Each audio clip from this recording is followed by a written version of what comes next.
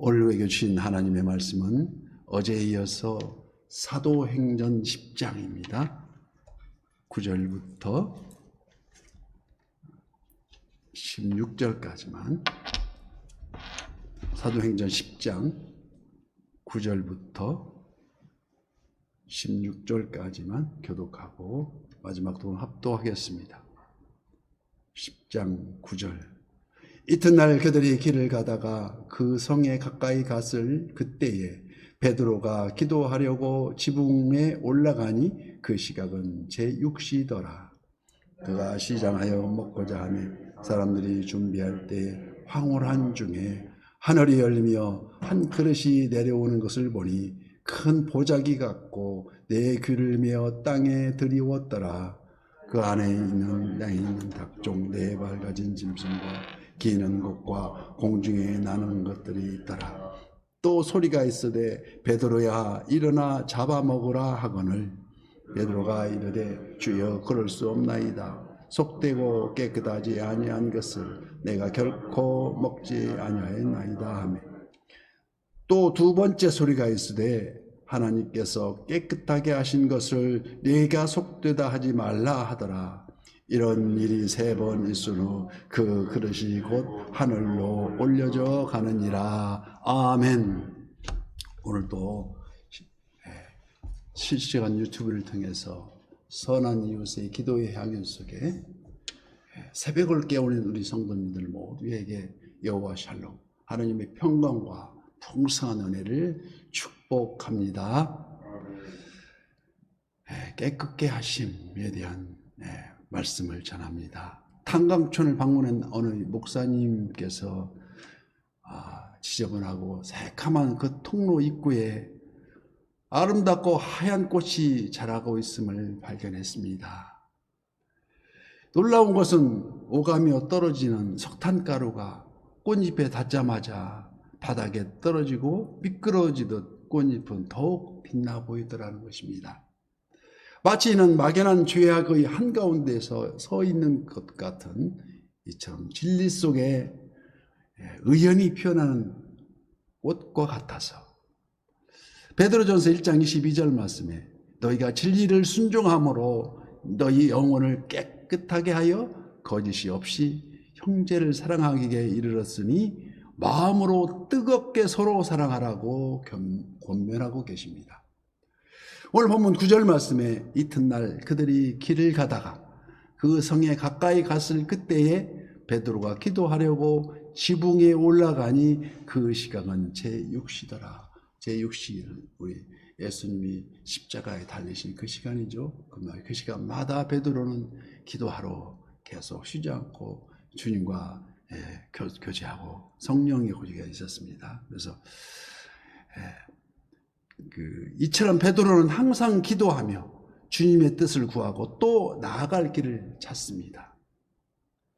지난날 실수투성이인 날을 돌아보면서 이제는 그때를 거울로 삼아 그래서 우리들 또한 행여 육신의 생각으로 유혹에 빠져서 시험에 들지 않도록 항상 깨어 기도하고 깨끗하게 하심을 간구해야 될 줄 믿습니다. 11절 말씀에 하늘이 열리며 한 그릇이 내려오는 것을 보니 큰 보자기 같고 네 귀를 메어 땅에 들이웠더라. 그 안에는 땅에 있는 각종 네 발 가진 짐승과 기는 것과 공중에 나는 것들이 있더라. 베드로 환상 중에 보는 것입니다. 여기 베드로가 본 환상의 의미는 무엇이겠습니까? 다름 아닌 믿음으로 구원을 얻게 하는 그 과정에서 어느 민족, 어느 누구나 어느 구습에서 벗어난 오직 하나님만의 은총이라는 것입니다. 즉 하나님의 깨끗게 하심. 지금도 베드로가 믿고 있었던 구약시대 선민 우월주의에 따른 유대교의 명목으로 토라 즉 모세 오경만을 창세기, 출애굽기, 레위기, 민수기, 신명기 이 경전만을 자기들이 경전이라 주장하며 신약 성경을 인정하지 않는 그래서 자기 모순에 빠져 있다는 것입니다.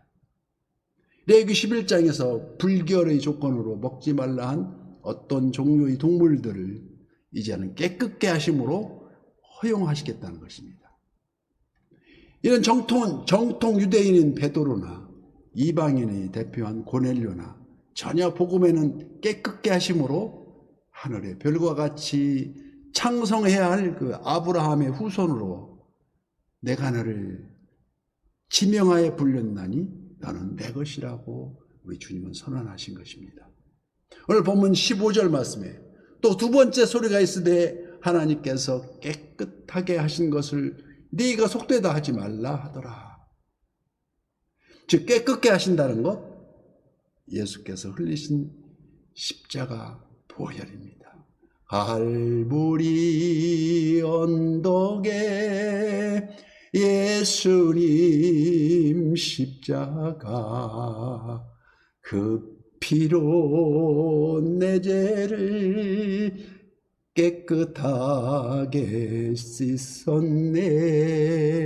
바로 그 십자가, 그 부활하신, 그 부활 승천하셔서 전능하신 하나님 우편에 앉아 계시다가 거기로부터 살아있는 자와 죽은 자를 심판하러 오십니다.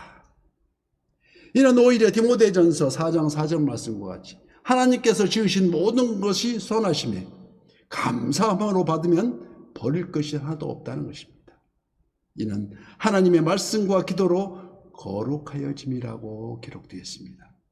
이는 마치 예수님께서 이 땅에 오셔서 문둥병자를 만지시고 세리와 창기들과도 식탁주를 서슴지 않으신 이는 하나님의 말씀과 기도로 말미암아 거룩함을 보이셨고 또 알게 하셨다는 것이 아니겠습니까?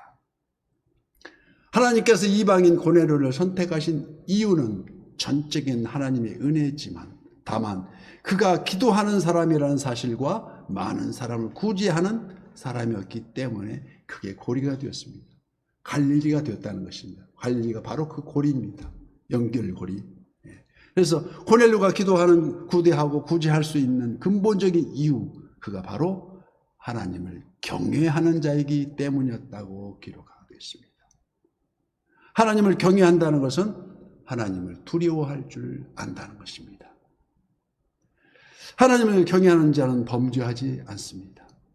모세가 호렙산에서 하나님으로부터 십계명을 받았을 때 그 당시에 그 시간에 우리와 번개와 나팔소리와 산의 연기가 떠올랐습니다. 출애굽기 20장 18절 말씀과 같이 이때 모세가 백성을 향하여 두려워하지 말라. 하나님이 임하심은 너희로 시험하시고 너희를 경외하며 범죄하지 않게 하려 하심이라고 기록되어 있다는 것과 똑같은 이치입니다. 하나님을 진정으로 두려워한다면 죄를 지을 수가 없기 때문입니다. 요셉이 애굽에서 총리가 된 이후에 이스라엘 민족이 생육하고 번성하여 강하게 되자 애굽의 바로 왕이 히브리 여인들을 시켜서 해산할 때 아들이면 나일강에 던지고 딸이거든 살려두라는 명령에도 산파들이 임으로 살려주었던 일이 있습니다. 그러자 하나님은 그 산파들의 집에 은혜를 풍성히 베푸셨다고 말씀하십니다. 출애굽기 1장 21절 산파는 하나님을 경외하였으므로 하나님이 그들의 집을 왕성하게 하신지라고 기록되어 있습니다. 오늘 본문 속에서 고넬료 또한 하나님의 음성을 듣고 사도 베드로를 통해서 복음을 접하게 되는 축복을 받게 되었다는 것입니다. 복음이 왜 복이 복됩니까? 복음 안에 영원 구원이 있기 때문입니다. 복음은 예수 그리스도, 예수는 그리스도시다. 다른 이름으로서는 구원할 자가 없다는 것입니다. 그래서 오늘 본문 22절 말씀에도 읽지는 않았지만 그들이 대답하되 백부장 고넬료는 의인이요 하나님을 경외하는 사람이라. 유대 온 민족이 칭찬하더니 그가 거룩한 천사의 지시를 받아 당신을 그 집으로 청하여 말을 들으려 하느니라 기록되어 있지 않습니까? 성경은 고넬료 사건을 사도행전 10장에 전체에 걸쳐 기록하고 있습니다. 하나님께서 깨끗하게 하신 것을 네가 속되다 하지 말라고. 우리는 관습과 인간적인 의의와 도덕에 매여서 하나님의 뜻을 잘 구분하지 못할 때가 한두 번이 아닙니다. 베드로가 묵상하는 중에 고넬료가 보낸 사람이 도착하였고 그들의 말을 듣고 하나님의 뜻이 어떠하심을 알게 되었다는 것이 아니겠습니까? 여기 우리는 여호와께서 의로운 사람을 얼마나 사랑하시는지 하나님의 지극히 흥연하심을 우리는 바라보아야 합니다. 마음이 청결한 자는 복이 있나니 그들이 하나님을 볼 것이며 라고 하듯이 고넬료는 그 마음이 청결한 자였습니다. 순전한 마음으로 하나님을 경외하고 선한 이웃으로 섬기며 기도하는 자였다는 것입니다. 오늘도 우리도 새벽을 깨우리로다. 새벽을 깨우면서 우리들도 그들과 같이 주가 주신 능력으로 일어서 걸으면서 하나님의 음성에 기울여서 우리 주님 말씀하신 적 있습니다. 이렇게 할지도 말씀하실지도 모릅니다. 아프냐? 나도 아프다. 네. 하나님을 경외하며 어떤 어려움도 이겨내는 저와 여러분 되시기를 예수님 이름으로 축복합니다.